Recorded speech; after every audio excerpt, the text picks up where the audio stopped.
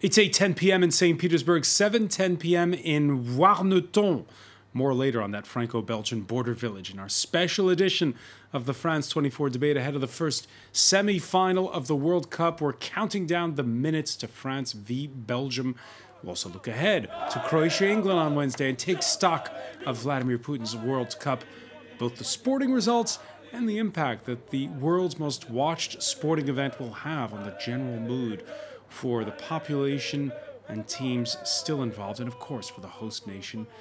We'll be joined by French sports writer Nicolas Juchat from the magazine So Foot. Joining us already from Bordeaux, Belgian sportscaster Julien Courtois of VO Sports. Thank you for being with us. It's a pleasure. From Brussels. It's a pleasure for me. From Brussels, Kira Wason-Milne of the European think tank Sports and Citizenship. Welcome to the show. Good evening. Thanks a lot for having me. And here in the studio, France 24's very own Simon Harding. The France 24 debate on Facebook and on Twitter. The hashtag F24debate. Julien, let me just Julien, let me just begin by telling you, I know you're in Bordeaux today. We went and partner station France 2 spoke to two of your compatriots who aren't too far from where you are at a campsite near Montpellier. Let's take a listen. Je vais chercher 5 cartons de bière et une bouteille de rosé. Quand le Belge fait un goal, on boit une bière belge. Quand le France fait un goal, on boit un rosé. All right, you hear that? It's going to be a beer every time Belgium wins and a glass of rosé every time France scores a goal. I don't know whether it's going to be more rosé or beer, but we'll be talking about it in a moment. Before we go to our panel, let's go to Saint Petersburg and France 24's Luc Strego, who joins us there. Luc, you're going to be watching it all, and so will France's president, by the way. Indeed, he will. We've heard that Emmanuel Macron, of course, is coming in to take a flying visit to St. Petersburg to see the national side play. Not sure how long he's going to stay around for. From what we understand, he may be jotting back off to Paris almost as soon as the game is over. What's the mood like? Over the last hour, maybe hour and a half, the mood here has absolutely exploded. We came down fairly early to see how things were setting up, and things were remarkably peaceful, absolutely quiet. Not much atmosphere to speak of, but in the last hour or so, thousands have descended on St. Petersburg's Krestovsky Stadium. The atmosphere is almost electric, really. A lot of excited fans on both sides. We're expecting not too many on both, around about 2,000 on either side, we're understanding. The rest made up of other visitors and, of course, local Russians. But everyone really expecting an extremely difficult match from both sides. Belgium and France really evenly matched, it has to be said. France, of course, like coming through Russia 2018, almost sputtering at the start, not really making its way forward until it's sort of blossomed into life against Argentina, really improving its technical play with every match ever since. The question now, can they do that again? That's what we'd really like to see here tonight. Of course, that's really a true test for them, because Belgium, of course, on their side, they've been turning in solid performances right the way through. They've really dominated. That was the what Captain Eden Hazard wanted to do. It was the last chance, as he's previously said, for the golden generation to prove itself. That golden generation, of course, the issue of the Belgian programme really to develop the nation's football talent in a nation of just 11 million people. And I think what we're seeing now is truly Belgium reaping the fruits of those labours. Hey, I know it's not scientific, Luc, but just at a bird's eye view, more French or Belgian supporters heading into the stadium where you are?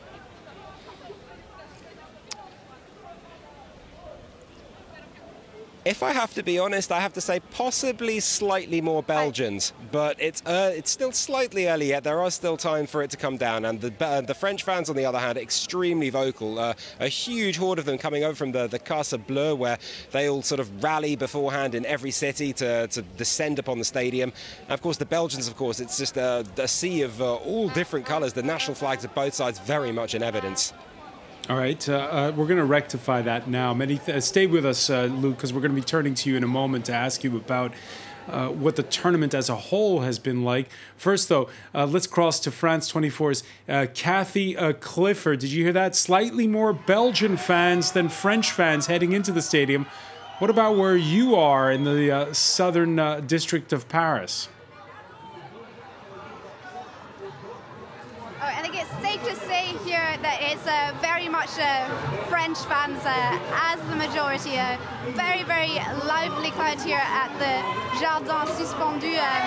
Organisers saying they expect around 1,000 people here tonight. It's become quite a popular spot, but with fan zones, with the high security there is in France at the moment, fan zones much more limited this year than they have been in previous years. Now, I've been meeting people out in the queuing for hours since 4 o'clock. Some of them getting out of work early. It's a special occasion. It's been 12 years since France was last in a semi-final. So some people just maybe faithfully following all the matches. Others sort of jumping on to make the most of this these high spirits and high hopes that France could perhaps beat Belgium tonight and earn a place in that final, either playing Croatia or England. I was just speaking to some high school students who said it's going to be a really tight match tonight, but they feel like if they can win this one, then the final might just be in sight. Kathy Clifford will be checking in with you as that temperature continues to build there in the 15th arrondissement of Paris. Interesting what Kathy said is that, you know, here you have some people obviously who are hardened football fans who can rattle off the trivia about the last time these two teams met in the World Cup. What was it, 1986, the match for third place, which France won. Absolutely. And others who, well, get into it as the game builds. It's more than just football, isn't it, when you have a tournament like this? Absolutely, and if you look at the way that French football has come together historically, in 1998, of course, it was very important when France won the World Cup that they were able to really bring in this new era, this new generation of acceptance, even with the team. And of course, when you speak to people, you know, they might not like football per se, but they always get into it because their friends get into it, their family get into it. And it's also the kind of thing that you're always socially involved in. You go out, you watch the games, you have fun. So it goes beyond football. And, you know, the fact that the French president, Emmanuel Macron, is there to witness the game just shows that.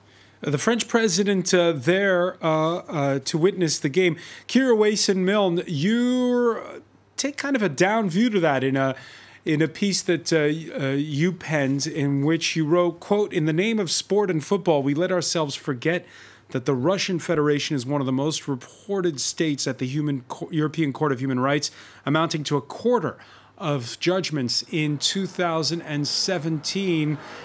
Were you against Macron going to Saint Petersburg?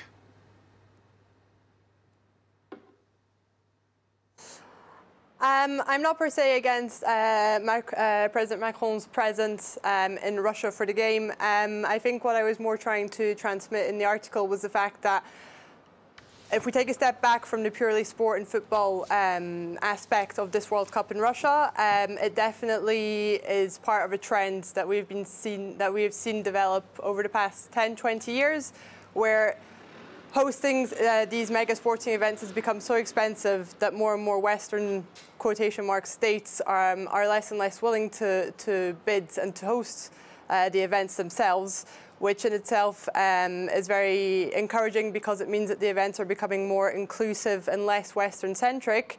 However, I think that there is a clear observation in the fact that the continuous human rights violations that happens from a domestic perspective for these hosting states, it's just been continuous from Beijing to Sochi to Brazil and back to Russia again now. Yet we heard lots of fans in Russia interviewed saying this is great, we're meeting people from around the world. When Russia won that shock knockout phase game against Spain, there were spontaneous celebrations on the streets. This in a country that usually looks down on any kind of crowds that get together in a spontaneous manner. Sort of a feeling of freedom, they described it as. Is it in a way a good thing, including Russia and, well, the global village, if you will?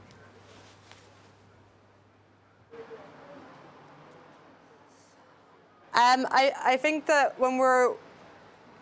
if we look at the way that these mega sporting events have been utilized by China, Brazil and Russia, yes, we see it gives a much more positive international image. However, I think it's very safe to say that these changes remain very superficial. So just talking about the human rights, from the human rights aspect, between the moment that the bid is awarded, during the whole preparation phase and then the unfolding of the event itself, for the communities and the populations who are living in these districts, the situation gets bad and usually worsens when already the upholding and the respect of human rights are rather negative to start with. So I think superficial is perhaps a word to bear in mind. Juliette Courtois, your thoughts here. We reported on the white elephant stadiums in Russia. We reported on the money that was overspent. We reported on the human rights abuses. Then the tournament began, and now we're talking about football. Is that a problem for you?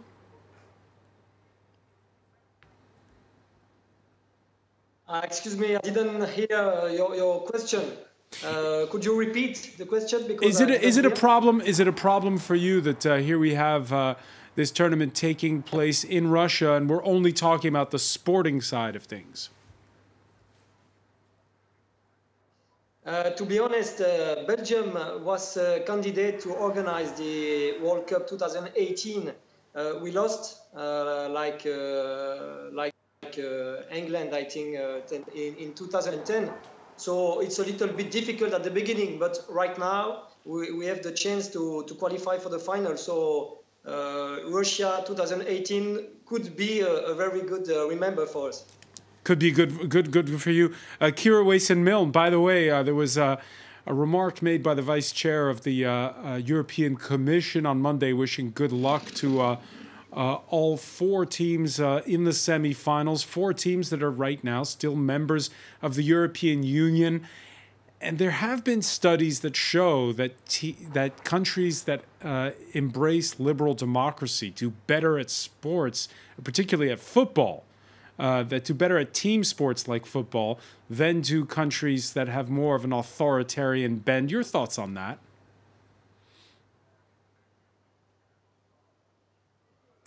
I'm sorry, I didn't quite hear that. Would you mind just repeating the end there? What is your reaction to the fact that you have four teams from the European Union in the semi-finals, with some suggesting that countries that have liberal democracy do better at football than those who have more of an authoritarian bend?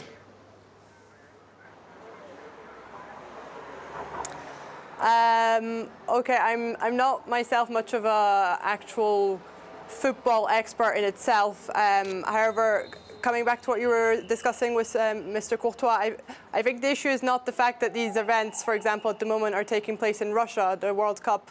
The underlying issue is that there's no monitoring of the human rights situation and the social clampdown that takes place every time. And there's no actual concrete commitments that are asked from either the IOC or perhaps FIFA when they award the bids, and therefore it seems that very little is changing in this trend. Simon Harding, your thoughts?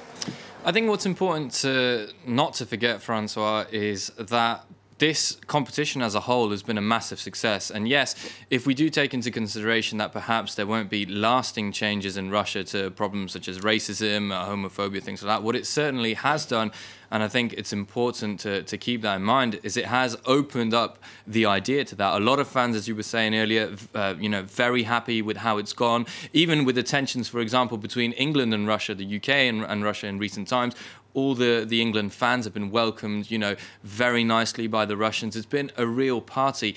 It is a sporting event, and I think that once the competition gets underway, you have to focus on the sport, because the World Cup in itself is a party. You go there to play football, and as soon as you get sidetracked by all the things that happen outside the pitch, you kind of deviate from what the World Cup is. FIFA, one of the core rules of FIFA is that there shouldn't be any political, any religious, implications from teams, from anything. Even wearing the poppy, for example, England and Scotland received a ban for that. So I think that anything outside of the sporting world... Of course, it's naive to think that the host country doesn't reap political benefits or that Emmanuel Macron, he doesn't just travel to Saint Petersburg because he's a football fan. He goes there because it's a politically smart move to make. Absolutely, but not for 1 second I believe Macron would have gone to the semi-final if France hadn't made it. And the fact that France is there is due simply to their sporting abilities,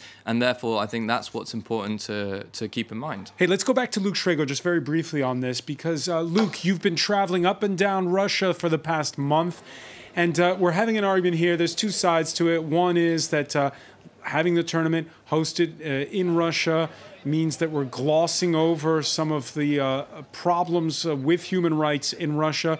And the flip side of it is, well, this way the locals are being included in the worldwide community, and that actually it's opening them up to the rest of the world. What has the mood been like between the locals and those coming in from the outside? I think every side raises some good points, but from being here on the ground in Russia and knowing Russia as well as I do, I used to live and work here, it has to be said that the locals, from the interactions that I've seen them have with the foreigners, the one question that they always tend to ask, why don't you like us? And it's true. It's like everyone expects that coming to a place like Russia, you're going to see bears walking down the streets, maybe mafia shooting at each other out of the windows. And it's not like that at all. Russia has completely changed as a country, at least in terms of its society. But politically, I'm not going to get into things. But at least in terms of like ordinary people, everyone who's come here for the World Cup, and I mean everyone who's come here, has been completely blown away by the welcome they've received from ordinary Russians. The way that they've set things up, the organisation, I have to say, has been second to none. Russia has been more than capable of organising a sporting event on this level. We saw them do it in Sochi with the Olympics, and we've seen them do it again with the World Cup. And once the final whistle blows, Luke, and what really has helped, obviously. Once the final whistle blows, that feel-good effect that Simon Harding was describing, will that endure? I think it will, because people don't necessarily change that much. They're just going around living their lives. They're really doing their own thing. I mean, yes, a lot of what we see in the media over on the other side in Europe, it always focuses on the political aspect of the way things are run here. But what we're looking at here, football has not an awful lot to do with politics. People come here because they want to see their teams play, because they want to see a beautiful game played.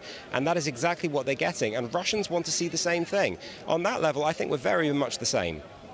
And that brings us to the footballing side of things. And let's talk about France versus Belgium. Really, you could say encapsulated by two of the top stars on either side. They grew up 34 kilometers apart from one another. On the one hand, there's Chelsea striker Eden Hazard from La Louvière in Belgium. And he completed his youth training, by the way, with French First Division side Lille. Defending against him, Stuttgart's Frenchman Benjamin Pavard, who grew up in Gemont in northern France. And nowhere really are the loyalties as split as in villages such as Warneton, which is literally on the border. It's a report by François Vibaud. Flying your team colours is a little complicated in Warneton. In this small town located right on the border between France and Belgium, Tuesday's face-off is looking more like a friendly match than a World Cup semi-final. We're going to cheer for France, but we'll also cheer a little bit for Belgium because they're our friends. Inside the local cafe, the pre-game banter is light-hearted. According to me, Belgium is going to lose. I think Belgium is going to win. 3-2, lots of goals. For Bertrand, a Frenchman who runs a pub on the Belgian side, picking between Les Bleus and the Red Devils is simply impossible. I'm for both, and what's great is that one of them will be in the final. Even at the bookmakers, bettors aren't sure where to put their money.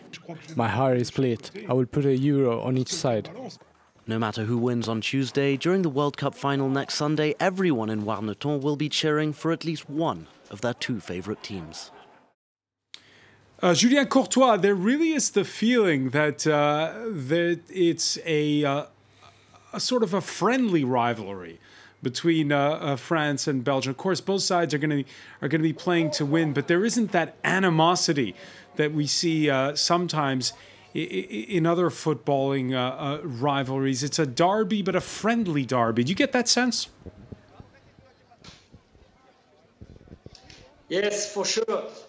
It's not, maybe the French people are too confident for us, but there is no animosity between Belgian people and French people. For that moment, we think that maybe we have the superiority, but you know, Belgian people are very self-monkey, so we have no problem to say that French have a very good team, so that will be a very great game tonight. It will be a great game. Before we go into the keys, just tell us, Julien, this Belgian team, it's quite something, right? Because you have a country where half the country speaks Dutch, half the country speaks French, and the language that's used on the training pitch under the orders of the Spanish coach Roberto Martinez is English. And yet everybody gets along on this squad. But you know, that's not a problem anymore. I think in the Belgian national team, it's all the time the same thing.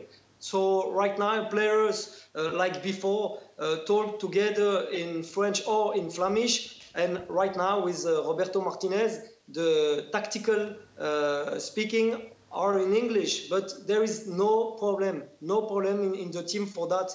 So this kind of players know each other since Pekin 2008.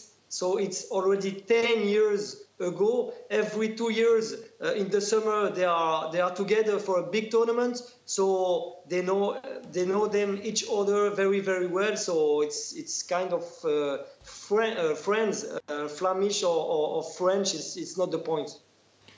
There could also be some very practical reasons for that, François. 80%, if not more, of the Belgian team actually play in the Premier League. If you look at their starting lineup, you've got De Bruyne, Lukaku, Hazard, Vertonghen, Alderweireld, Courtois. They all play, and Roberto Martinez, of course, managed Everton in the Premier League. So it might also just be a question of facilitating the conversation between the players and for the manager to express his views easily towards players who all speak English, of course. Martinez, who was brought in 2016 to make a very fast change to this Belgian team, to gel them into a team, because before they were really a group of individuals, and he's done that by leading them to the semi-finals of a World Cup. Now, our World Cup ball, which we had on opening day, somebody seems to have taken it. I have here in my hand, though, the ball from Euro 2016, where the Welsh knocked out the Belgians. That Belgian squad, which, as you heard Julien describe, has been together since 2008, this generation that's come of age.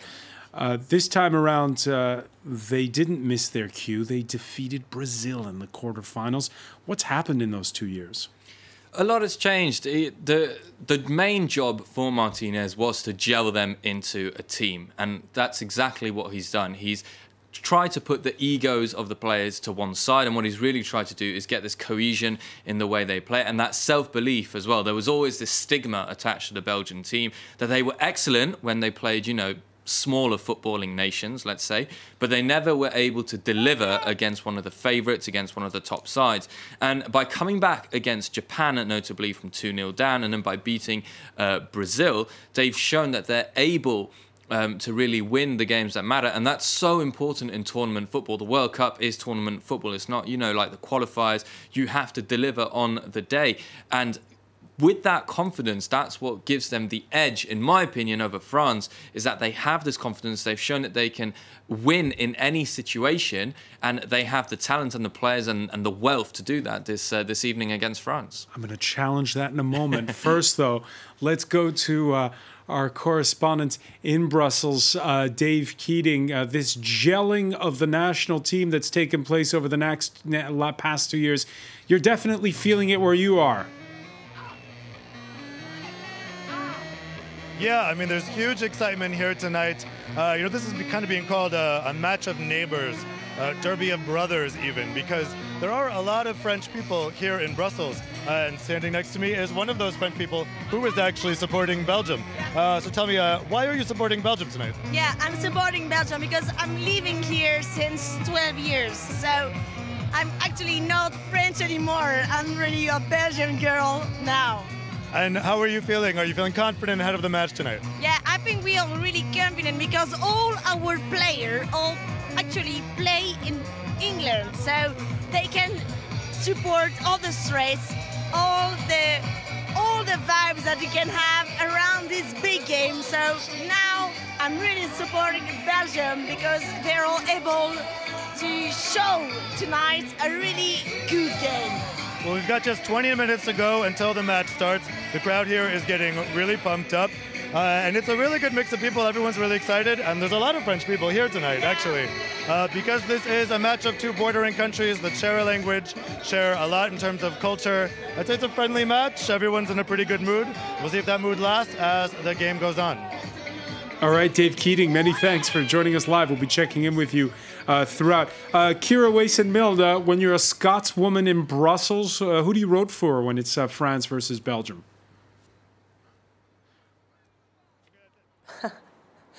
I have to say, personally, I usually always go with the underdog. So in this case, I'll be going with Belgium. Oh, there you have it, Simon Harding. You've been contradicted there. The underdog, and by the way, the bookmaker's favorite is Les Bleus.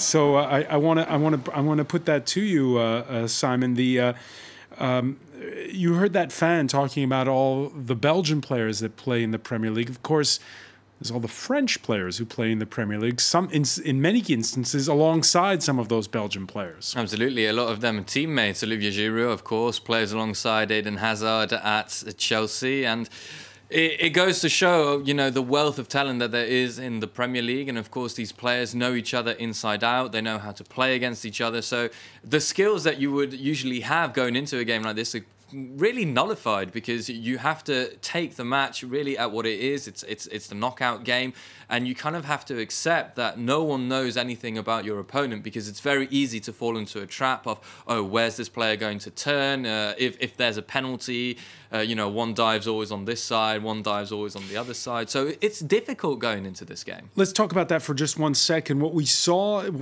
some of the keys in that victory of Belgium over Brazil were that forward pair of Lukaku and Hazard giving all sorts of fits to the Brazilian defense. Do you think that the French will have a better luck at figuring them out? I don't know if the question is figuring them out. It really depends on how the French go into this game in terms of their mentality, because one thing that France have been doing during this tournament is leaking goals. 3 goals against an Argentinian side. They didn't last time around against Uruguay. No, not against Uruguay, but it was a Uruguay side who was under par, missing their best player, Edinson Cavani, with Luis Suarez having to do all the work of what you would call an attacking midfield, collecting the ball. In fact, one of the statistics from that game is Luis Suarez didn't touch the ball in the opposition box once, didn't even have a shot at goal in that match. For a striker of his caliber is impossible.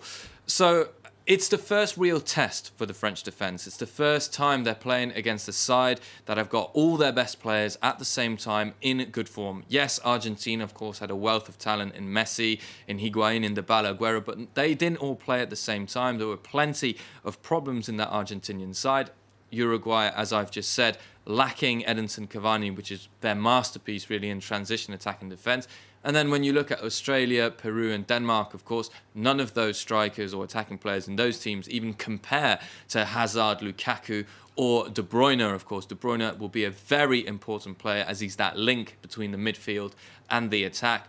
A little bit in the role that Paul Pogba is going to have. Is Paul Pogba going to have the freedom to drive forward, or is he going to sit back a little bit and help N'Golo Kante, of course, the engine room of that French team? And of course, Julien Courtois, there's your namesake, the Belgian keeper, Thibaut Courtois, who plays for Chelsea. He made 3 amazing saves against Brazil. On the other side, you have the French captain, Hugo Lloris. Can Courtois make those kinds of saves 2 matches in a row? For sure he can, because Courtois has his best since 5-6 years. And to speak about the game against Brazil, it was incredible. I think Brazil shot 10 times in the target, and he make 9 saves. So he make a beautiful World Cup for the moment, and I'm sure. To be honest, Hugo Lloris make a beautiful tournament too, but I have more confidence in Courtois because he has a very, very strange defense with mentality, character. And I think too that in this kind of game, it's the most important. All right, Luke Schrago, before still listening in from Saint Petersburg, if there's one key that you're looking at in this match, which is it?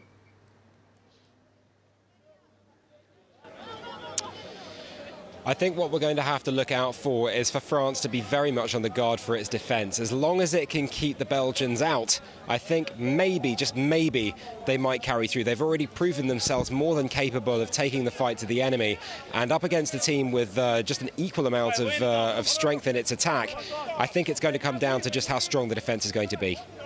All right, well, we have some backup if you're a supporter of the French team in the form of Nicolas Juchat from the magazine SoFoot. Paris traffic could not keep him away on this momentous night. Nicolas, Simon Harding saying that the French defense, and you heard Luke Schrago wonder about it as well aloud, the French defense is the big question mark heading into this game. Against Uruguay, they got that challenge to be strongly defensively, and they were okay. The challenge will be much higher with Belgium, because the 3 forwards, they are very, very capable, especially De Bruyne and Hazard.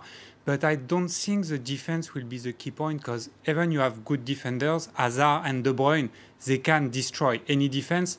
I think the point for France will be to dare to attack, because they will need to score more than 1 goal, I think. They'll need to score more than 1 goal, and we've seen several French teams throughout this tournament. It's quite amazing, isn't it? We had a team that preferred to play counter-attacking football, and then we had a team that controlled the ball in other matches.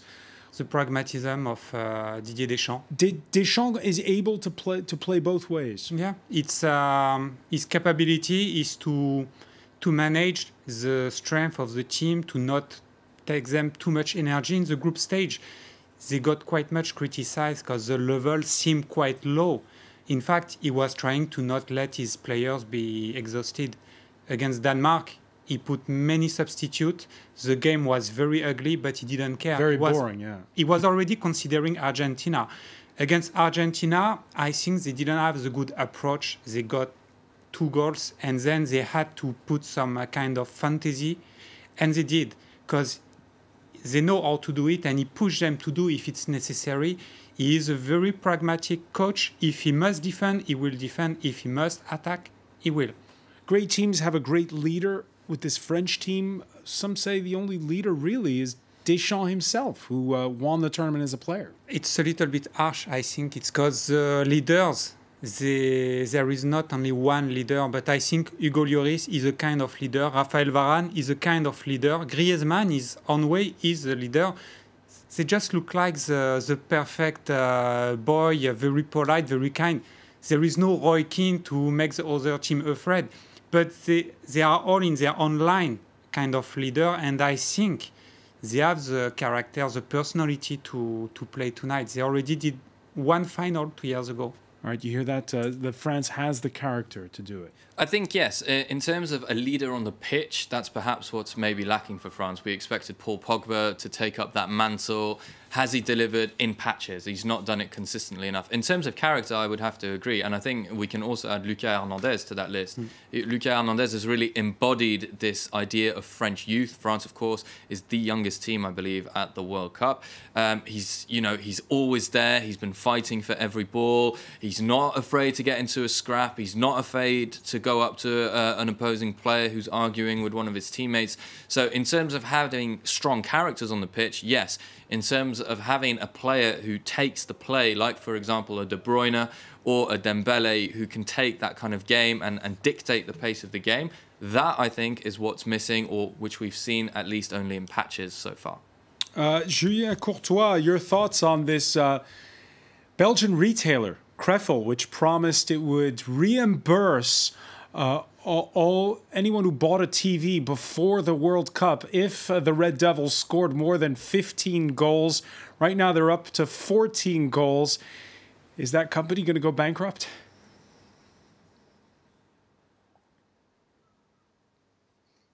Yes, I would like to say one thing before, because Belgium was the best attacking in the qualification of the World Cup 2018 in Europe.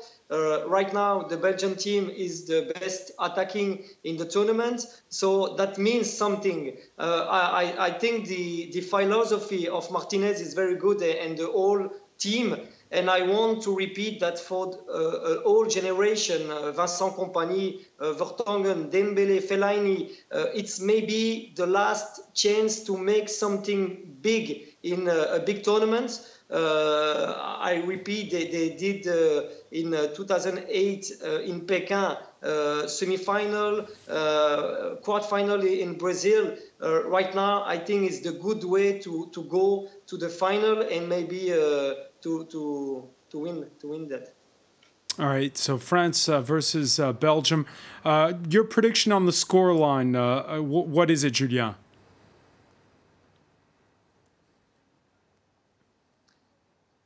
But offensively, I think...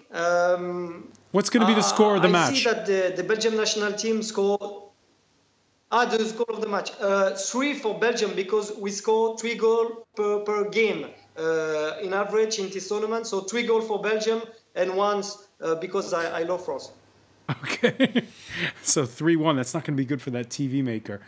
Your prediction on the... I'm not good for that, but I would say 2-1 for France. 2-1 for France. Simon Harding? 2-1 Belgium. 2-1 Belgium. Oh, dear. Oh, dear, oh, dear. That's good. France is not favorite, so it's good for us. And Luke Schrago, your prediction?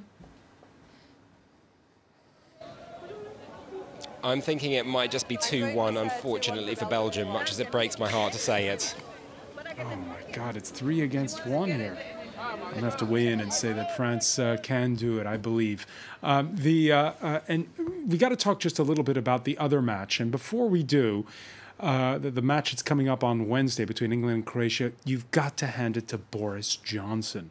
As England prepare for their first World Cup semi-final since 1990, he somehow managed to knock football off the front page of most, but not all, of the newspapers this Tuesday. Don't you know there's a bloody game on? The headline in The Sun. It's a strange World Cup, is it not, Kira Wason-Milne? Because you have these competing narratives. On the one hand, these 4 teams from the European Union in the semi-final, this feel-good factor in England. And on the other hand, the Brexit crisis. Is the football putting the politics on the back burner, at least for this week?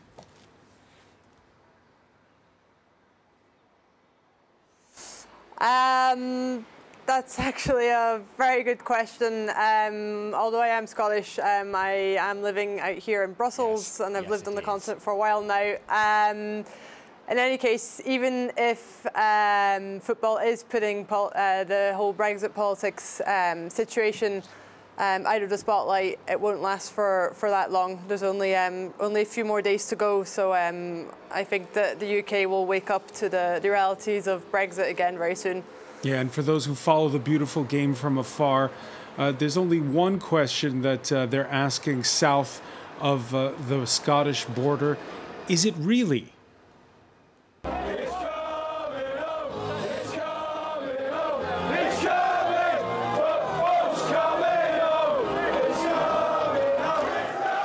Is that a possibility, Nicolas Juchat?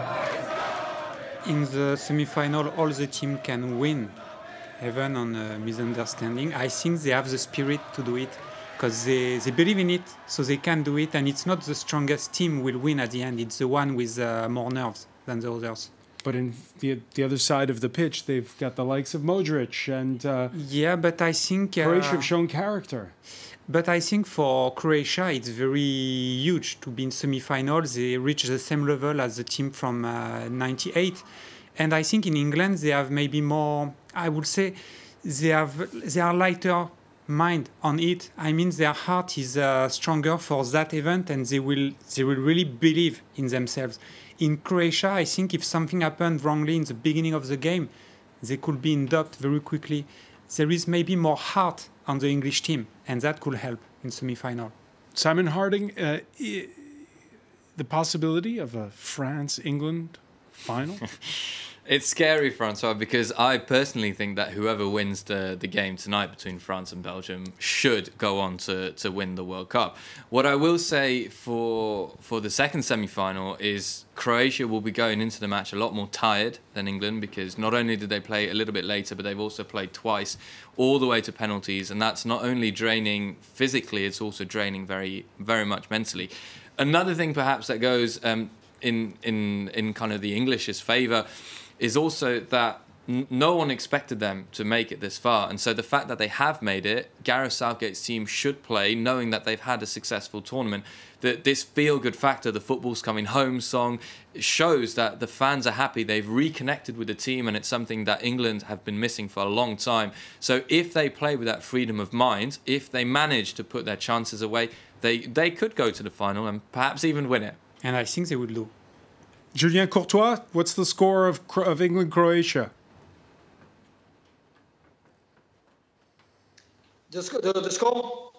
I hope to meet again England, because you remember in the group stage England didn't play the game fairly. I was very upset about that, because I think they shot on target once since the first one of Belgium, so it was not fair.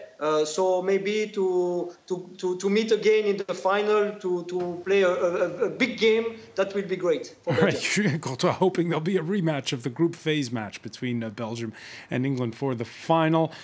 Kathy Clifford, where you are, nobody or very few people are rooting for that prospect.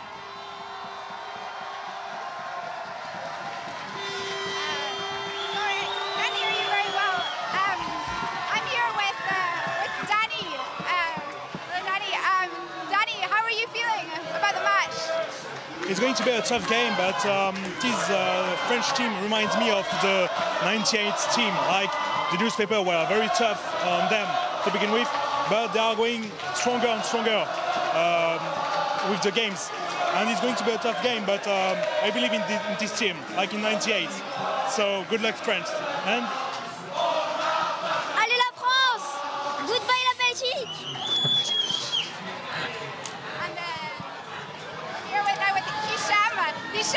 Did you believe in France from the very beginning? Sorry? Did you believe in France and your team from the very beginning of the tournament? Yes, totally, because it's been 20 years we haven't won the World Cup, and so it's a sign, 20 years. So yeah, I'm sure we're going to win the game. Yeah, you're confident that France can win? I'm really confident. We have a good team. Okay, and then if they do get through to the final... Sorry? All right, Kathy Clifford, it's getting loud there as we count down 7 minutes to kick off. 7 minutes to kick off between France and Belgium. Let's bring in James Creedon for our I have two left hands. Don't throw that at me because I'll drop it. Two left feet as well. Better with your feet. Okay. Right.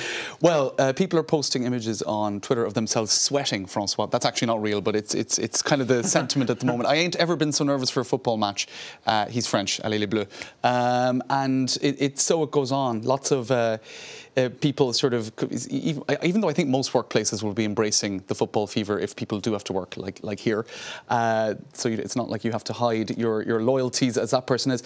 But it's somewhat complicated in other parts of the country, up in Comines, which is on the French-Belgium border. And apparently that's, well, not apparently, it is two neighbours who don't share the same loyalties. So certainly, I suppose, a match like this for two countries that share a language, share a border, you've a lot of families who are half Belgian, half French, whatever.